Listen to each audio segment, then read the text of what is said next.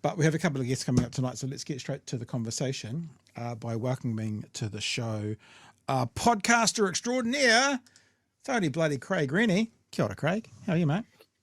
Kia ora, Tefano. How are you?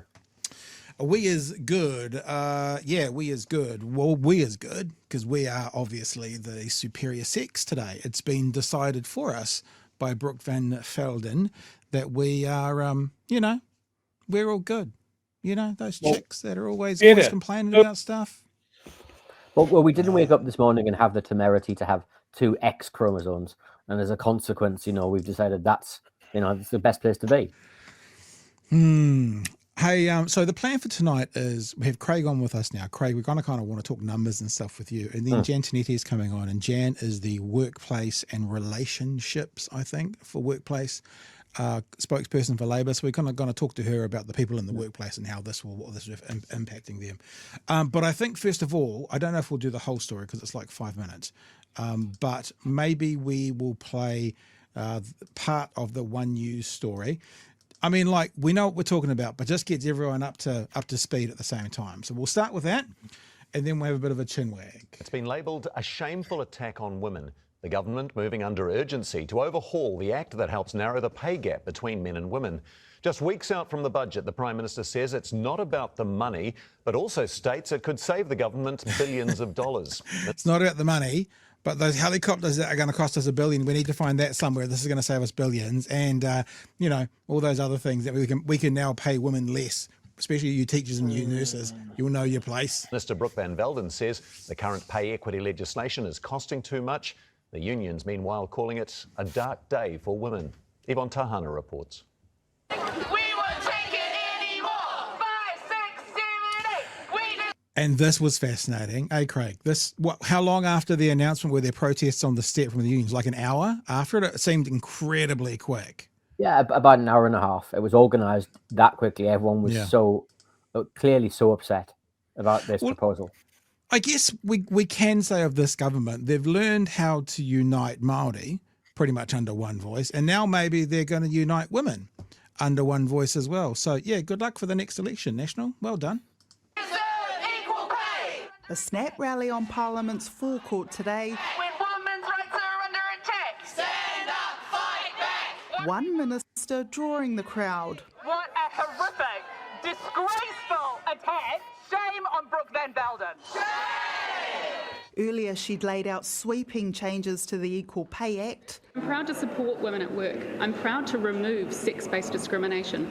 Just not as much today as we did yesterday, but, in general. I don't believe that the current settings get that right. Pay equity claims are about addressing historical underpayment of women working in predominantly female roles. They're often in the public sector, and it's costing the government about $2 billion a year. Nurses, care and support workers, some of those who've already struck deals. Still, the impact is almost immediate. 33 claims being negotiated are now dead in the water, including a teachers' agreement. Yeah, furious teachers, but there are others as well. There are hundreds of thousands of women workers, in those female-dominated... Don't miss that, Whānau. Hundreds of thousands of women being paid by the government, teachers, nurses, their negotiations on equal pay. It's not that they're like, we're going to keep going. It's like they've been cancelled, gone. Stroke of a pen, gone. They no longer exist. Hundreds of thousands. Do you want to speak to that at all, Craig, before we keep playing? Well, that's actually just the tip of the iceberg, because it's only in the public sector that we've had pay equity claims. But we do know that there are plenty of occupations in the private sector that should have pay equity claims, haven't yet lodged them, and this will push them even further back from the ability to actually deliver those claims. So that hundreds of thousands only applies to those that have got an active claim or proposing an active claim. There's a much larger group of women who will be affected by this than even that number. All right. We'll keep going with the story. Industries who now have to go back to the drawing board. We've done years and years of work. The law will be retrospective. Any review clauses in existing settlements also scrapped. For some, those reviews seen as key to keeping discrimination out of the workplace. Just absolutely gutted. It's been quite hard to work today. The government racing through these changes 2 weeks out from budget. The policy changes that I'm delivering today will go some way, and quite a substantial way, to find very real and significant cost reductions. We will be continuing to forecast costs for settlements, but Treasury have revised down how much they think it will be by billions, and I will make clear at the budget that number. Back into surplus should not be at the expense of women. The Prime Minister insisting it's not about money. This is about making sure we have a piece of legislation that is incredibly workable and not as complex as it has been. Sorry, I was doing my best, team, to try and let this go to the end before I get to this point. But this government has a history. It's almost like the number one objective to cancel stuff before they organise their so-called better outcome. So. Okay, so you think there's a problem with this legislation. Go and figure it out. Go and do your due diligence. Bring it to the public and say, this is what we're going to do. Not, let's cancel those 33. Let's retrospectively apply to all the others. And then over the next, 18 months, shall we say, we'll find another solution and put all those people who have negotiated or are negotiating back by years. Show us your workings first, National, and act, and then cancel it. It just infuriates me that they're always doing this the other way around. They're going, we think we can do better. What's the plan? Well, we'll tell you. It's coming. I can't. I'm sorry. I tried to hold it till the end, but Brooke Van Velden said it. Now the Prime Minister saying it's just horse shit. It's infuriating. Incredibly workable and not as complex as it has been. That we have stronger evidence and so decomplicate it and show us first. Thresholds in place. Those thresholds include that female workers will now have to make up 70% of the workforce, up from 60%. They'll also limit the scope of claims. So that unions who are bringing claims need to show that the claimants actually are doing similar or substantially similar work. When we were campaigning, we were saying, we're doing this so our daughters and our granddaughters don't have to. And now our daughters and our granddaughters will have to. And we'll be back to square one. MPs sitting under urgency tonight to pass the amendments. Yvonne Tahana, One News. Okay, I think we'll leave it there. That's the gist of the story. Mikey's got some. If people want to see that, head to onenews.co.nz if you want to see Mikey's analysis. But Craig, we'll just throw you the ball, sir. I mean, you're the numbers man. Tell us about the numbers. So there are literally hundreds of thousands of workers right now who will be affected by this program. There are 65,000 care workers and care and support workers just in one group who will be impacted by this change. They've been waiting more than 1,000 days for their pay equity claim. They're missing out on approximately $145 a week as a consequence of their claim. This will affect workers right across the country. It will affect workers in many sectors. It will save the government a huge amount of money. They're not being transparent about that amount of money that they're saving. But let's be really clear. This is not happening because there's a really good industrial relations reason for it. This is not happening because the current piece of legislation is unworkable. It's happening simply to save the government money. Yeah. Billions of dollars. That's it. My guess is that the numbers came in very late for this budget because of the Trump changes and some of the other things. My guess is that's created a hole inside the budget accounts. They've looked at that and gone, oh no, and they've pulled the emergency lever. They've done this, and as a consequence, that's led to where we are now. There's a whole range of things in here that, frankly, are beside belief. This potentially breaches our EU and UK free trade agreements. Right? This certainly is legally arguable because you are reaching into private contracts between employers and employees, agreed under good faith, and you're changing those contracts. There are a huge range of... Sorry, Craig. I was just going to say, I thought you paused. There's a huge range of problems here, none of which, frankly, have been addressed or thought about. And to be frank, this is some of the worst legislation I've seen produced in New Zealand since my time in moving here. Wow. Okay. When we get our hands on the budget, when we hear the budget, will this be easily trackable? Will this be No. easily, oh, okay, that's why I needed to do this? Or are the numbers, is there going to be a whitewash and it'll just be a raft of numbers and we won't be able to tell? If your viewers turn to, because I'm a very sad person, turn to table 6 of the half-year economic and fiscal update, they will find a line called the unallocated contingencies line. That's all the stuff where government has yet to make a decision, but it's bundled all together as one number, so you can't divide up what that is. It's all the numbers the government uses for its negotiating positions and other things. That number will go up and down, but you won't be able to see how much of that number going up and down is a consequence of this decision, unless the government makes a decision to do that. So, hey, this is retrospective. Yep.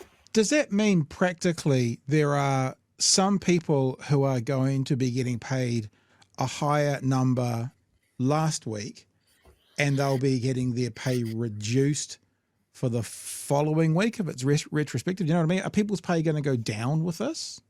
Not necessarily. So their pay probably won't go down because they have an agreement with their pay unless they renegotiate their contract. But as long as their contract is in force, the pay terms that they have will continue. But when their pay equity deal comes up for renewal, they won't be able to renew it. So any new pay gap that has opened up in the meantime, they won't be able to then get an agreement on to then get a catch up, because essentially the government has said you now can't get a catch up in the future. There is no renegotiation of that, and you have to wait 10 years for the purposes of then restarting a pay negotiation for a deal that's already been agreed. Wow. Okay, Chewie, I can hear you huffing and puffing away there, sir. Oh, it's so egregious. Like whichever way I look at it, I can't, like, where's the justification for this being put through under urgency? Like, these parties, especially ACT, have been incredibly critical in the past of the use or overuse of urgency. Like, you usually see it towards the end of this parliamentary sitting year. They're just trying to ram through as much things as possible, get some business done, you know, or a genuine emergency like COVID or that sort of thing. Use urgency then. Why is this deserving of urgency so rapidly on a random fucking Tuesday after they've come back to sitting? And all arrows lead to one thing: they need to find money for the budget, however they can. And that is My guess is reason for this. My guess is that they've got basically until the end of this week, Friday the 9th, which will be the budget close-off date, and that fiscals will be complete on that date. And as a consequence, they won't be able to get this in unless they pass it under urgency in the next few days. As a consequence, that's why they're being forced to do that right now. Now, if you look very carefully at the cabinet paper, it says this was discussed by cabinet in April last year. It was then signed. It was then further looked at by the cabinet strategy committee in December last year. So why the screaming hurry now? If they've had months to look at this, why don't we have a regulatory impact assessment which would tell us how much money will be saved, who will be affected, what the consequences are? Craig, you just said regulatory impact statement. Luxon literally said at the start of this term, we're not doing those anymore because we did them. My ministers wouldn't read them anyway. Guy, you're such a jokester, Craig. I'm such a jokester that it's inside his cabinet manual signed by him that you have to do one of those things. And so it should be in there, but it's not, because apparently it's under urgency and we have to do it. So the only logical reason that we would be requiring this under such urgency is the fact that they've needed the money. And that's the only reason I can think of to support the decision making that's been done to date. Jesus. We've got Jan Tanetti in the waiting room, so I might bring Jan in now, and we'll do a bit of a crossover. Then Craig, if you want to hang around, if you want to move on, either way we can do it. But let's get someone who might have just come from that debating chamber. Actually, Jan Tanetti, welcome to the show. Appreciate you giving us some time. Thank you. I have just come from the debating chamber. Fireworks. Absolute fireworks. The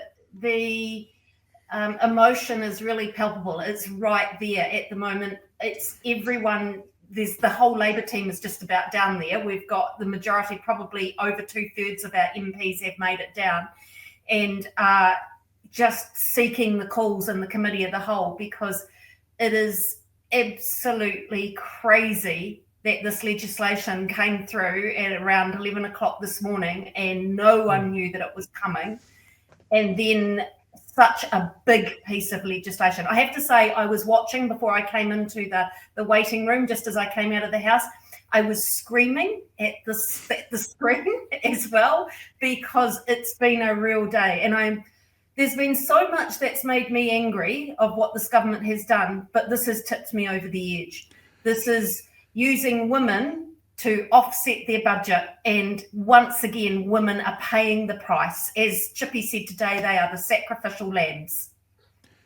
Occam's razor. We often think about Occam's razor, which is we go, the most likely outcome is more often than not the true one. The actual Occam's razor is the fewest number of assumptions to get to an end, and the fewest number of assumptions of this dropped. Nobody knew about it. Dropped on the doorstep, saving billions. As Craig's just said, 3 days before they have to cut off, talks around the budget. That's the only. I'm sorry. Chewie will tell you. I struggle to be absolute. At time I see the world in greys, but there is only one reason this has happened, and they need money, and they're doing it off the backs of women who are now not going to get paid as their counterparts doing the same job. Yeah, it is just absolutely crazy. And again, I go back to the fact of how angry it is making everybody feeling. Like today, the numbers that turned up outside Parliament in such a short time frame was something that I haven't seen for quite some time. In that short, Craig said, an hour and a half, and we had mobilised so many people to turn up. It's just incredible. And look, Seymour confirmed it. He said, we've saved the actors, saved the budget. And that's exactly what they're doing it for. And I go back, women are the sacrificial lambs. I'll tell you what, I watched the press conference. I'm going to play a question now that Brooke Van Velden was asked at a press conference. And Jan, you're saying people are angry. I'd suggest that everybody go to stuff.co.nz after the show, and watch the 16-minute press conference, because Jenna Lynch is pissed.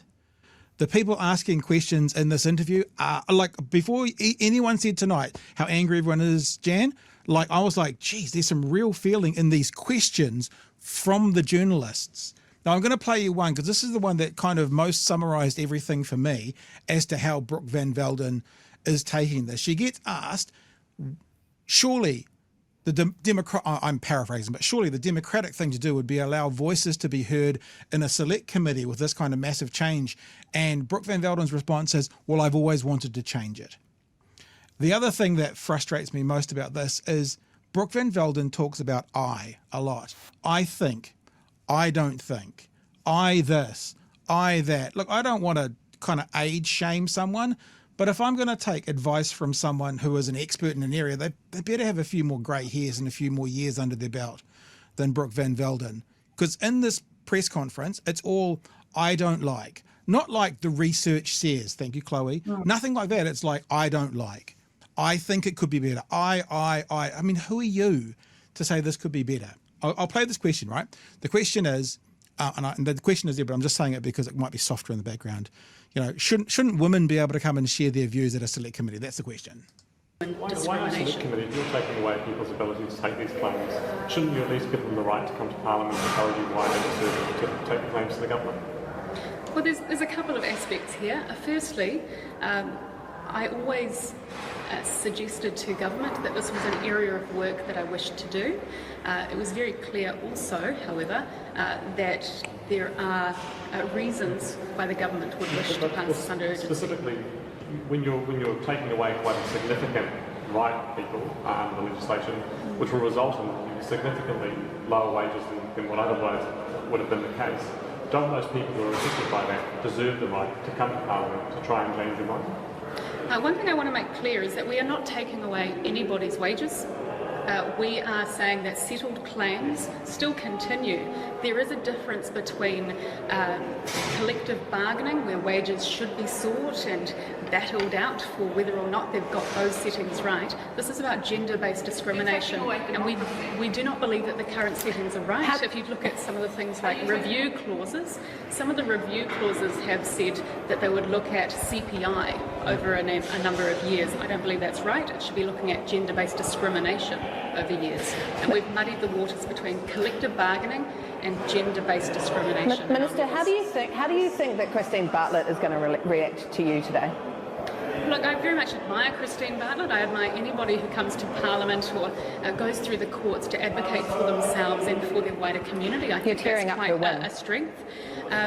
For Christine Bartlett... You heard that, Christine Bartlett, you're tearing up. That was Jenna at the end there. You can hear how pissed Jenna is. And a lot of those questions, you're cancelling democracy was another one from the background. Jan, I want to come back to you, but Craig, you look like you're about to explode. So I think we should allow you to release that valve because I don't want a death on the show tonight. What are you thinking? I mean, it's just such a, frankly, bunch of self-serving doublespeak from that minister to actually hear that said like that. I mean, I've been a ministerial advisor. I've worked for the Treasury. I've worked for the Reserve Bank. I've heard a lot of people say a lot of things, right? But to say that this is helping anyone, this is supporting anyone, this is simply a cost-cutting measure. That's all it is. And it plainly annoys me that, these are people's mothers, they're their daughters, their sisters. These people working in occupations that we care passionately about, in nursing, in teaching, places we can't get people to work because the pay is so low. And we're making it worse. Yeah. And as an economist, I can't see the sense, economically or otherwise, in following this path. The only thing we're doing is reducing a small amount of our deficit in our year. Whoop. So what? Right? We're making the country actively worse and we're buying problems in the future. And we're doing so just so somebody can claim a headline at 6 o'clock on a Tuesday night. We've got to be a better country than this. Yeah. So when you mention those workers as well, Craig, I just constantly think about COVID and the ones we were literally standing out on the streets and doing this for. Those essential workers who kept us going and kept us safe are the ones that this government is now shitting on. Jan, yours, please. Yeah, look, I absolutely agree. And I go back to that statement that was in the One News article that Ellie Kingy, who is a national treasure, I've known Ellie for years, and she negotiated or just worked through that claim for teacher aides and support staff and did a heck of a lot of work. These are people that don't get paid a lot. They're doing a lot of this work voluntarily. And she said, I did it so that my daughters and my granddaughters don't have to worry about this and didn't have to worry. And over the course of one stand-up that the minister did today, she totally took that away. And now our daughters and our granddaughters, they're back in trouble again. And that just makes me so angry. Hey, Jan, could the Labour Party at the next election say, hey, guess what, team? Under urgency, we're going to repeal this. Under urgency, we're going to undo some of these things and I think it's Craig who's used this phrase, it might be Gary Pienda, these economic vandals have done through urgency. Could that almost be an election pledge? Chewie was quite unequivocal today out on the steps saying that this is something that we will be putting right again. I keep saying this too. One thing that this government has taught us is that you can do things very quickly. We know what's right here. And so we know what the right thing is. And we will put this right again. This is an argument that has been going for too long and women are over it. The country's over it. We were world leading in our gender politics. We were absolutely world leading. In fact, right now, Iceland, who's always been held up as being this bastion of gender equity, has got people from New Zealand over there talking about our pay equity legislation because they, the bastion of gender equity in politics, want to copy us. Not after today, they won't. There's nothing left to copy, is there, after today's decision? Hey, Chewie, I know that you've been typing away there, but what's your thoughts, sir? My thoughts are like, form my thoughts, shall I? So this is being ran through under urgency. What's the yardstick for taking a piece of legislation under urgency? I think that's a really good question because this government doesn't seem to have a yardstick for taking things under urgency. Right. The bottom line is, you already discussed this, that they want to put this through before they can't talk about the budget. And so this is about getting this through as quickly as they can so that they can say, whoa, look at us, aren't we great? We've done so much better than what we said we were going to do. And again, women are paying the price. Right. That seems like a really terrible reason to do it this way. That's great. It obviously, the big effect there is it chops people out from having their say and providing feedback to the government to say, hey, look, have you thought of this? All of that sort of stuff. Do they have the numbers to push us through? Yeah, that was the next question I was going to say. Can anyone cross the floor? Would anyone cross the floor? They won't cross the floor. You only have to go and listen to the speeches that were made, and it's so frustrating when you hear the speeches in the first and second reading, in probably tomorrow now in the third reading, and you hear people who should know a lot better and actually do know a lot better, but sitting there and standing there justifying this is absolutely heartbreaking. Because not only are they supporting a bad piece of legislation, they're sending a message to women and low-paid women that they don't matter. And we've got to turn that around. We have got to turn that narrative around. It's just, they theoretically could go against it, but they won't.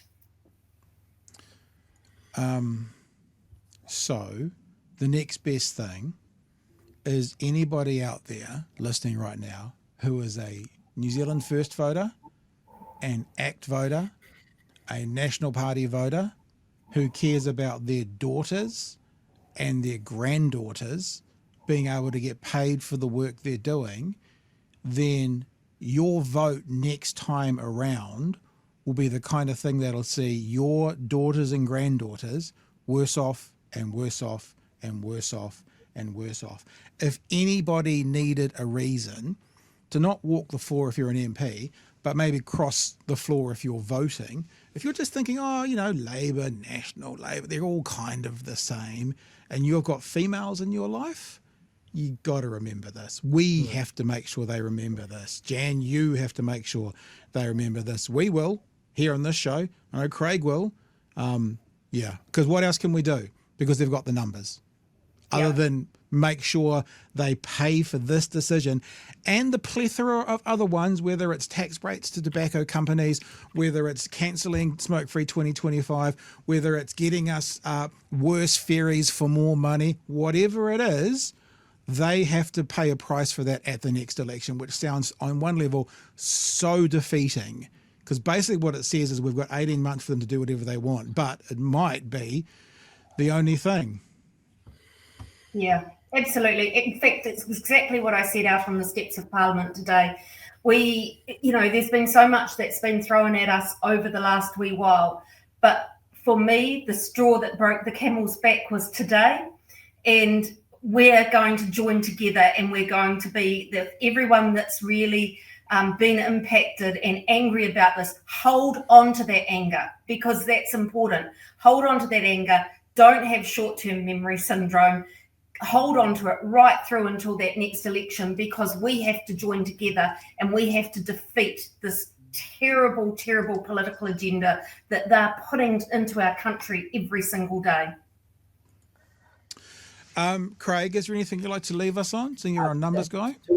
Two things, if I might. As well as this, just being about saving the government money, I want to make it even more venal than that. So if you're an ACT voter, you're an NZ First voter, you're a National Party voter, and you don't actually care about any of this stuff, but you do care about the fact that this is actually going to cost the government more money. Because you take away the pay, this will lead to higher welfare payments. It will lead to more accommodation supplement. It will lead to higher working for families payments. It will lead to a lower tax take, which will cost the Crown money. It will lead to higher levels of child poverty. It will lead to higher levels of use of public services because those workers don't have the income, right? This is a self-defeating short win for the government. We're all going to pay for it in the long run, right? So even if you don't care about any of this other stuff, right, there's no sense at all in voting for this, right? But two, to Jan's point, we all do need to band together. I can't help but recommend at this point that your viewers go out and join their union to help support to deliver this change, to help to support to deliver the campaign at the next election, to make sure that we can bring these things back, fair pay agreements, ending 90-day trials again. We can bring all of those things back to the table and make sure we have decent industrial relations, regulations and support so that workers can have some security when they go to work and decent terms and conditions. And the best way we can achieve that is through trade unions and through political parties working together to make sure that happens, so that we don't see this sort of ridiculous legislation in front of the House ever again. Jan, we want to give you the last word. So Chewie, you've got anything you want to wrap up while people are here? Yeah, look, I want to echo that. There's a lot of rage in our chat. There's a lot of rage on Reddit and various forums out there at the moment. It needs to be weaponized. This needs to be turned into action, and it needs to be crystallized as a memory burned into people's brain that whenever this government finds itself in a tough position, it punches down on the least of our society. It punches down on people that is doing good, valuable work. Like the people that this is affecting, traditionally women's roles. Think about what that means. The work that those people do, the people that work in old folks' homes, that care for people, nurses, teachers, early childhood, all of these things, the government is saying your job has no value.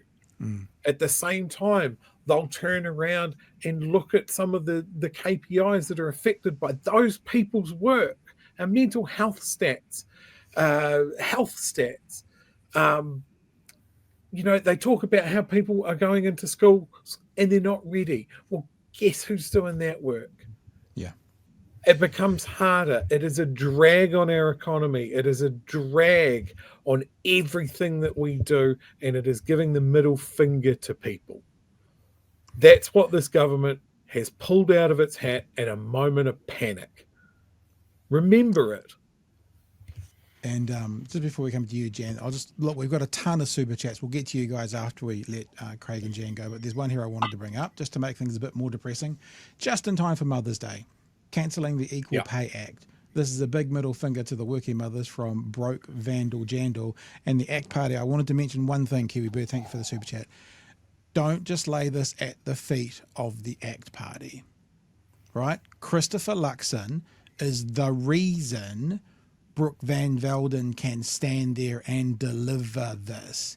Any means to an end, Luxon, is the reason that ACT is there. He opened the door, and basically we know that the Treaty Principles Bill was not a bottom line for the ACT Party. They told us. But Christopher Luxon, to quote the Wookiee, is so bad at this, he gave away everything for power. So yes, Brooke Van Velden act. Yes, Seymour act. But do not take this away, the responsibility of this away from Christopher Luxon and the National Party. Jan, if you'd like to wrap up for us. Yeah, I was just going to finish by saying that the amendments that were made to the Equal Pay Act in 2020 made a real tangible difference to women and women's pay.